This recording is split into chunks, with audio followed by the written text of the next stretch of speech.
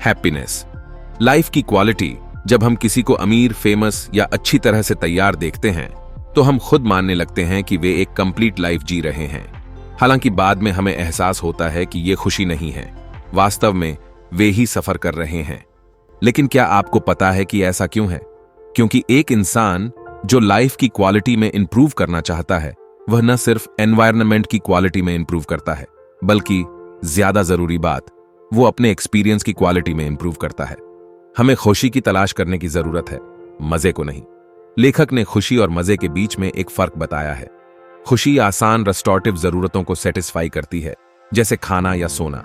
इसके अलावा मजा सिर्फ जरूरतों और इच्छाओं को सेटिस्फाई करता है। साथ ही इंस्टिंक्ट की लिमिट्स को दूर करने के लिए स्किल और कंसंट्रेशन का इस्तेमाल करके खुद को भी इंस्पायर करता है, जिससे हम अपने बड़े गोल को पूरा कर सकते हैं और एक ही समय में खुद पर कंट्रोल भी कर सकते हैं। हालांकि ज्यादातर लोग अपने मुश्किल दिनों की भरपाई के लिए जल्द ही सेटिस्फेक्शन चाहते हैं। मजे को प्रायोरिटी देना बहुत मुश्किल नहीं है, लेकिन मजे पर खुशी की भावना लाना आसान है। मजे को रिवॉर्ड देना आसान है, लेकिन हासिल करना मुश्किल है, और इससे उन्हें इनोवेशन, डेवलपमेंट के लिए महान मौकों से दूर कर दिया जाता है। एग्जाम्पल के लिए, काम पर एक थका देने वाले दिन के बाद बहुत से लोग टीवी या फिल्में देखना चुनते हैं। इस सिचुएशन में वे इनएक्टिव होते हैं और आसानी से भटक सकते हैं। हफ्ते के आखिर में वे शराब या यहां तक कि ड्रग्स में डूबे होते हैं। लेकिन इसका रिजल्ट अक्सर एक ही होता है, वे खुद को नुकसान पहुंचाते हैं और कंट्रोल खो देते हैं। मन अक्सर वह नहीं करता है जो हम अपने गोल को हासिल करने के लिए करना चाहते हैं, लेकिन हमें कम से कम रेजिस्टेंस का रास्ता भी नहीं चुनना चाहिए, क्योंकि यह भटकने के लिए सबसे आसान होता है। ज्यादातर एंजॉयबल एक्टिविटीज नेचुरल नहीं होती हैं। उन्हें एक शुरुआती कोशिश की जरूरत होती है, जिसे आप शुरू में करना पसंद नहीं करते हैं। लेकिन एक बार जब आपकी स्किल रिस्पॉन्स देना शुरू कर देती है, तो वे उस गिफ्ट में बदल जाती है जो आपके लिए जो वास्तव में वैल्यूएबल है। इन चेंज को आप खुद ही महसूस कर सकते हैं। इसके लिए बस एक शुरुआत करें और अपने वैल्यूएबल रिजल्ट को हासिल करें। कुछ तरीके हैं जिन्हें हम अपने डिसाइड किए गए गोल को हासिल करने के लिए अपने डेली रूटीन में शामिल कर सकते हैं। पहला तरीका है बाहरी सिचुएशन को गोल के अकॉर्डिंग बनाना, जबकि दूसरा है बाहरी सिचुएशन को एक्सपीरियंस करना, ताकि वे हमारे गोल के अकॉर्डिंग हो सकें।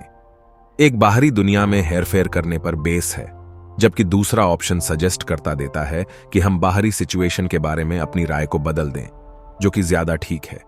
फ्लो बनाने के लिए इस्तेमाल किए जाने वाले फैक्टर्स को 8 हिस्सों में बांटा गया है। जब कोई इंसान फ्लो को एक्सपीरियंस कर रहा होता है, तो इनमें से एक या ज्यादा फैक्टर्स हमेशा एक्टिव रहते हैं। सबसे पहले, फ्लो का एक्सपीरियंस आमतौर पर तब होता है जब हम उन कामों का सामना करते हैं जिन्हें पूरा करने का हमारे पास मौका होता है। दूसरा, हम जो कर रहे हैं उस पर फोकस करने में कैपेबल होते हैं। तीसरा और चौथा, फोकस आमतौर पर तब पॉसिबल है जब किए गए कामों में क्लियर गोल होते हैं और जल्दी रिस्पांस मिलता है। पांचवां, इंसान गहरी लेकिन कंफर्टेबल पार्टनरशिप के साथ काम करता है, जो रोज की लाइफ की चिंताओं और दुखों को अवेयरनेस से दूर कर देती है। छठा, एंजॉयबल एक्सपीरियंस लोगों को अपने कामों पर कंट्रोल की भावना पैदा करते हैं। सातवां, अपने लिए चिंता गायब हो जाती है, फिर भी फ्लो एक्सपीरियंस खत्म होने के बाद अपनी फीलिंग मजबूत होकर उभरती है। और फाइनली, समय का मतलब बदल जाता है, घंटे मिनटों में बीत जाते हैं। फ्लो का पता लगाना, जब हम उन कामों को देखते हैं जो अक्सर फ्लो पैदा करते हैं, जैसे स्पोर्ट, आर्ट, हॉबी, तो हम धीरे धीरे समझते हैं कि लोगों को क्या खुश करता है। एक सुबह इटली के नेपल्स में एक अमेरिकन टूरिस्ट एक पुरानी चीज की दुकान पर गया और एक मूर्ति खरीदने के लिए सोचा। स्टोर के मालिक ने उस मूर्ति की एक ऑफेंसिव कीमत बताई, लेकिन जब उसने देखा कि वो उतनी कीमत देने वाला था, तो उसने कहा कि वो आइटम बेचने के लिए नहीं था। अब सोचिए उसने ऐसा क्यों किया। असल में उस दुकान का मालिक इतनी ज्यादा कीमत इसलिए नहीं लगाता है क्योंकि वह गेस्ट से फायदा कमाना चाहता है, बल्कि इसलिए क्योंकि वह उसकी इंटेलिजेंस का मजा उठाना चाहता है। यह उसे उसके दिमाग को तेज बनाने, अपने सेल्स स्किल को इंप्रूव करने के लिए ट्रेड करने में मदद करता है। जब भी हम ऐसा कोई काम करते हैं जो न तो बहुत आसान है और न ही बहुत मुश्किल है, तो हम ज्यादा हासिल करने के लिए अपनी लिमिट्स को बढ़ाते हैं। एग्जाम्पल के लिए, जब आप टेनिस खेलते हैं तो आप बस पहली बार नेट पर गेंद को हिट करने की कोशिश करने का मजा लेते हैं, लेकिन एक बार जब धीरे धीरे आप उसमें माहिर हो जाते हैं, तो काम धीरे धीरे बोरिंग हो जाता है और आप खुद को चैलेंज देना शुरू कर देते हैं, जैसे कि कंपटीटर्स की तरफ बॉल मारना। अगर आप एक कंपटीटर्स चुनते हैं जो एफिशिएंसी से खेलता है और आपसे 10,000 गुना ज्यादा स्किल्ड है, तो उससे जीतना आपके लिए काफी ज्यादा मुश्किल होगा। आपको जल्द ही जानने और डरने में फर्क पता चलेगा, क्योंकि यह चैलेंज इतना मुश्किल है कि आप नई स्किल की प्रैक्टिस करने का मौका भी छोड़ देंगे। हालांकि अगर आप अपने लेवल से थोड़ा ऊपर एक कंपटीटर्स चुनते हैं, तो आपकी स्किल में वास्तव में इंप्रूवमेंट होता है। जैसा कि किताब के लेखक ने खुद कहा है, चॉइस बोरियत और चिंता के बीच के बॉर्डर पर आती है, जब चैलेंज इंसान की परफॉर्म करने की एबिलिटी के खिलाफ बैलेंस होते हैं। बेहतर होने के लिए स्किल को पर्सनल गोल, पैशन के साथ बैलेंस करने की भी जरूरत होती है, और ऐसे में सर्कमस्टेंस से इन्फ्लुएंस नहीं होना चाहिए। जैसे अगर आप अच्छा करते हैं तो अवार्ड का वादा, या अगर आप अच्छा नहीं करते हैं तो धमकी और सजा का मिलना। इसका सही अंदाजा लगाने के लिए पोर्टर ईवा जिसेल के लाइफ के बारे में पढ़ें, जिसे कभी स्टालिन की फोर्सेस ने अरेस्ट किया गया था।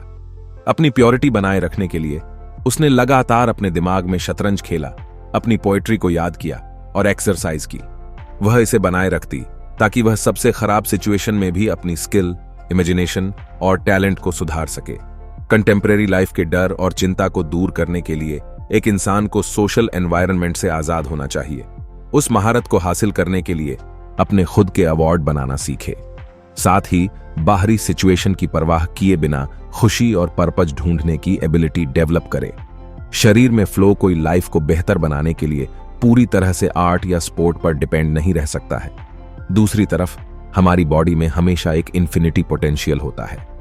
अगर उस पॉसिबिलिटी को अनदेखा किया जाता है तो शरीर के काम धीरे धीरे खत्म हो जाएंगे। एग्जाम्पल के लिए, अगर आप प्रैक्टिस नहीं करते हैं तो आपकी बॉडी धीरे धीरे चलती है अजीब तरीके से, आपकी आंखें कम फ्लेक्सिबल हो जाती हैं, आप सिर्फ बोरिंग चीजों को नोटिस करते हैं, आपके कान से सिर्फ शोर सुनते हैं और आपका मुंह सिर्फ स्वाद महसूस करता है। इसलिए लाइफ की क्वालिटी में सुधार करने के लिए वास्तव में मन में क्या होता है, यह जानना बहुत जरूरी है। साथ ही हर एक इंसान को सेंसरी और फिजिकल स्किल्स की प्रैक्टिस करने की भी जरूरत होती है। ज्यादातर लोगों के लिए चलना बस यहां से वहां तक जाना ही होता है, लेकिन अगर आप एनवायरनमेंट पर ज्यादा ध्यान देते हैं तो आपको दूसरे लोगों, sign post, squares, architecture, landmark पर ध्यान देना होगा। अपने एनवायरनमेंट के बारे में ज्यादा अवेयर होने की प्रैक्टिस करने से आपको अपनी ऑटोमेटिक रिएक्शन से ज्यादा सीखने में मदद मिलती है। दरअसल कलरफुल दुनिया इंस्पिरेशन से भरी हुई है। आसमान की बहुत सी फॉर्म्स हैं और उन चमत्कारों पर ध्यान देने से आप एक नए और रिच पर्सपेक्टिव के साथ हर चीज से जुड़ा हुआ महसूस कर सकते हैं। इसके अलावा अगर गाने के जादू के अट्रैक्शंस का जिक्र किया जाए तो आजकल आसानी से हम अनगिनत गानों के स्टाइल तक पहुंच सकते हैं, लेकिन शायद ही हम उन तेज डेलिकेट आवाजों में पूरी तरह से खो जाते हैं। और फिर अगर आप अपने द्वारा सुने जाने वाले गाने पर ध्यान देते हैं तो यह एक नया लेवल खोलता है। इंटेलिजिबिलिटी, हर एक बीट, हर आवाज के लिए अपने शरीर की रिएक्शन को महसूस करना। एसोसिएशन, जब इक्विवेलेंट इमेज दिमाग में आती हैं तो टुकड़े के हर एक स्ट्रक्चर का एनालिसिस और दूसरे वर्जन, दूसरे म्यूजिशियन के साथ तुलना करना।